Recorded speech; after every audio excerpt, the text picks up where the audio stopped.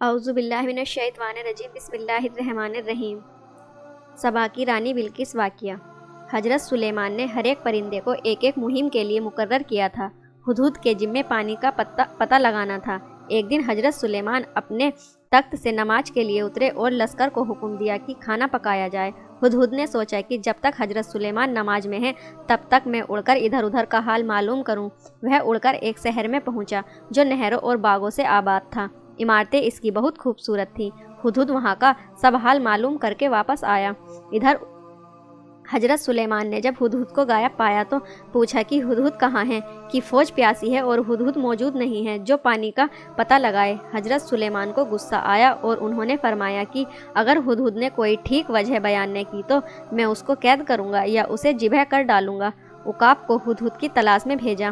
اس نے ہدہد کو سبا کی طرف سے آتے ہوئے دیکھا، پھر اس کو سلیمان کی خدمت میں حاضر کیا۔ حضرت سلیمان نے پوچھا تو کہاں گیا تھا؟ ہدہد نے کہا میں ایسی خبر لایا ہوں جو آپ کو نہیں معلوم۔ میں سبا سے آپ کے لیے ایک سچی خبر لے کر آیا ہوں۔ میں نے وہاں ایک عورت کو لوگوں پر حکومت کرتے دیکھا۔ اسے سب کچھ حاصل ہے۔ اس کے پاس ایک بڑا تخت ہے۔ میں نے اسے اور اس کی قوم والوں کو دیکھا کہ وہ اللہ کو چھوڑ کر سورج کو سجدہ کرتے ہیں۔ شیطان نے انہیں غلط کاموں میں لگا رکھا ہے، یہاں تک کہ وہ اس سے بے خبر ہو گئے کہ اللہ کے سوا کسی کو سجدہ نہیں کرنا چاہیے اور آسمان زمین کی چھپی چیزیں وہی نکالتا ہے۔ ساری باتیں اسے معلوم ہیں۔ حضرت سلیمان نے کہا ابھی ہم دیکھ لیتے ہیں کہ تو نے سچ کہا ہے یا تو جھوٹ بول رہا ہے۔ آپ نے پھر ایک خط لکھا، یہ سلیمان کی طرف سے ہے اور یہ ہے کہ اللہ کے نام سے جو بڑا مہربان اور نہایت رحم والا ہے، یہ ہے کہ میرے مقابلے میں سرکشی نہ کرو اور مسلم ہو کر میرے پاس حاضر ہو جاؤ۔ یہ خط حضرت سلیمان نے ہدہد کو دیا اور کہا کہ میرا یہ خط لے جا اور بلقیس کے آگے ڈال دے، دیکھو وہاں سے کیا جواب آتا ہے۔ ہدہد خط لے کر اڑا اور سبا جا پہنچا۔ بلقیس اپنے محل میں آرام کر رہی تھی۔ محل کے دروازے بند تھے۔ ہدہد جھروکوں سے اندر داخل ہوا اور حضرت سلیمان کا خط بلقیس کے آگے ڈال دیا۔ جب بلقیس نیند سے بیدار ہوئی اور خط دیکھا تو بڑی حیرانی ہوئی کہ یہ خط کون لایا ہے۔ اس نے ادھر ادھر دیکھا تو نگاہ ہدہد پر پڑی۔ وہ سمجھ گئی کہ خط یہی ہدہد لایا ہے۔ جب خط دیکھا تو اس پر حضرت سلیمان کی مہر پڑی ہوئی تھی۔ اس نے اپنے دربار والوں کو خط پڑھ کر سنایا اور کہا اس معاملے میں مجھے رائے دو، میں تو کسی معاملے کا فیصلہ نہیں کرتی جب تک کہ تم حاضر نہ ہو۔ انہوں نے کہا ہم طاقت والے ہیں اور سخت لڑنے والے، اب آپ جیسا حکم دے یہ آپ کو اختیار ہے۔ بلقیس نے کہا جب بادشاہ کسی شہر میں داخل ہوتے ہیں تو اسے تباہ کر دیتے ہیں اور وہاں کے عزت والوں کو ذلیل کرتے ہیں۔ میں انہیں کچھ تحفہ بھیجتی ہوں، پھر دیکھتی ہوں کہ ہر کارا کیا خبر لے کر آتا ہے۔ سب کو یہ بات پسند آئی۔ پھر بلقیس نے سینکڑوں غلام اور لونڈیاں یاقوت اور سونے چاندی کی اینٹیں تحفے کے طور پر بھجوائی اور اپنے ایلچی سے کہا یہ سب تحفہ دے کر واپس آؤ۔ اگر وہ غرور اور گھمنڈ کی باتیں کرے تو سمجھنا کہ وہ بادشاہ ہے، پھر اس سے مت ڈرنا بلکہ دلیری سے بات کرنا، اور اگر وہ نرمی سے بات کرے اور مہربانی سے پیش آئے تو سمجھنا کہ وہ پیغمبر ہے، اور پھر ادب سے بات چیت کرنا۔ ادھر حضرت جبریل نے حضرت سلیمان کو ان تمام باتوں کی خبر دے دی۔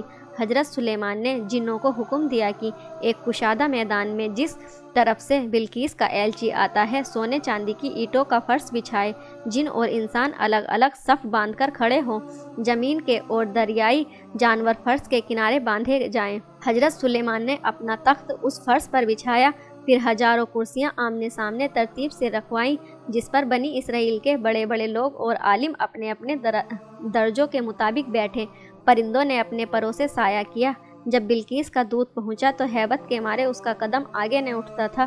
جب وہ حضرت سلیمان کے پاس پہنچا تو آپ بہت خوش اخلاقی اور نرمی سے پیش آئے۔ اس نے بڑے ہی ادب سے بلقیس کا تحفہ آپ کی خدمت میں پیش کرنا چاہا۔ حضرت سلیمان نے فرمایا تم اپنے مال سے مجھے کیا مدد پہنچاؤ گے؟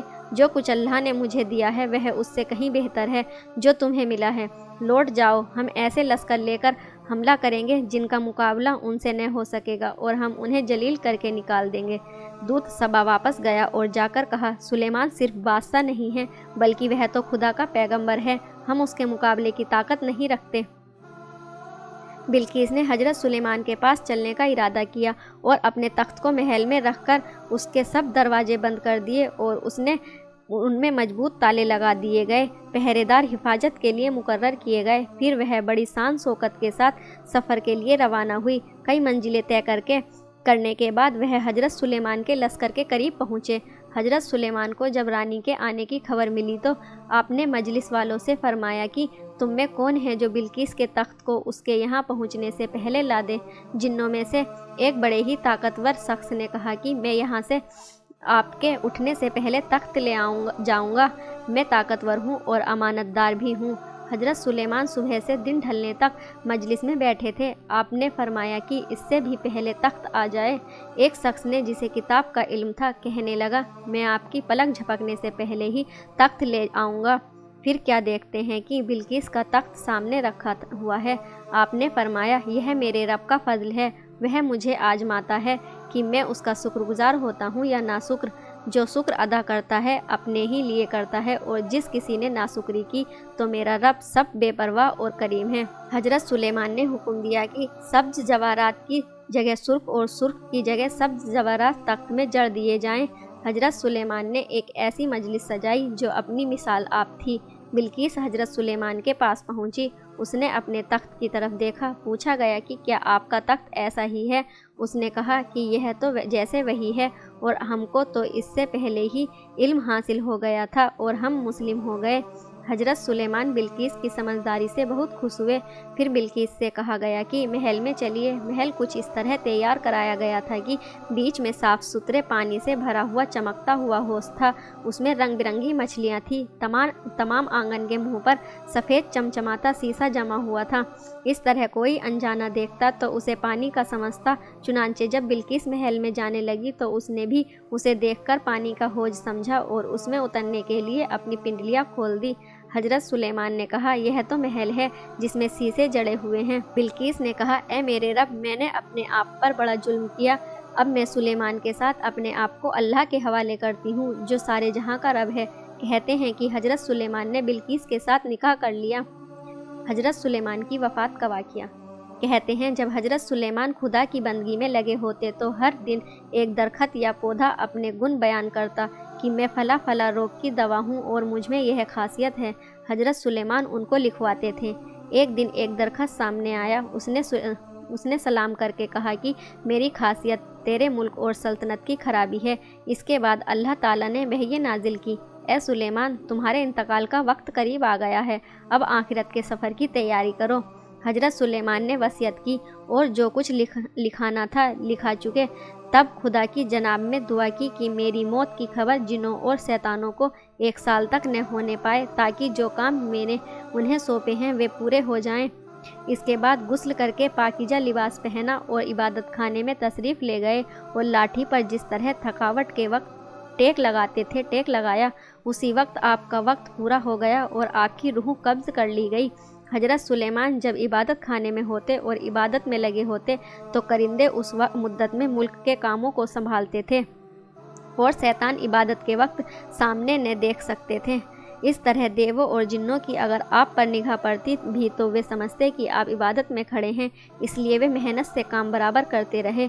जब 1 साल पूरा हुआ और दीमक ने लाठी की जड़ खा ली तो हजरत सुलेमान गिर पड़े। तब जिन्नों और देवों को आपके इंतकाल की खबर हो सकी। इस तरह यह बात खुल गई कि गैब की खबर जिन्नों को मालूम नहीं होती। अगर वे गैब जानते तो साल भर मेहनत मशक्क़त क्यों करते। आज के लिए बस इतना ही। अगली वीडियो में हम हाजिर होंगे हजरत लुकमान का वाक़ये को लेकर। तब तक के लिए अल्लाह हाफिज़।